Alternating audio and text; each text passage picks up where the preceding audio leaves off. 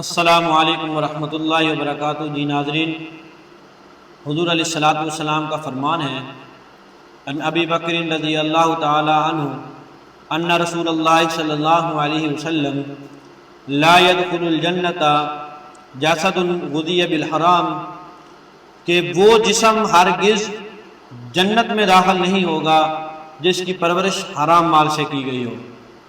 ناظرین کرام، یہ بیہقی شریف کی روایت ہے۔ حضور علیہ الصلوۃ والسلام نے فرمایا کہ جس جسم کی پرورش حرام مال سے کی گئی ہو وہ جسم جنت میں داخل نہیں ہوگا۔ عزیزان من، آج ہم دیکھیں کہ ہماری کمائی وہ حلال کی ہے یا حرام کی ہے۔ کیا ہم اپنے جسم پر جو مال لگا رہے ہیں وہ حلال کا ہے یا حرام کا ہے؟ کیا جس مال کے ذریعے ہم اپنے بچوں کو پال رہے ہیں کیا وہ مال حلال کا ہے یا حرام کا ہے؟ کیا جو مال ہم کما کر اپنے گھر کے اندر لا رہے ہیں کیا وہ حلال کا ہے یا حرام کا ہے؟ کیا جو مال ہم نے کمایا ہے اور کما کر اپنے والدین کو کھلا رہے ہیں، اپنے بہنوں بھائیوں کو کھلا رہے ہیں، اپنے بچوں کو کھلا رہے ہیں، اپنی بیوی کو کھلا رہے ہیں، ہم خود کھا رہے ہیں، کیا وہ مال حلال کا ہے یا حرام کا ہے؟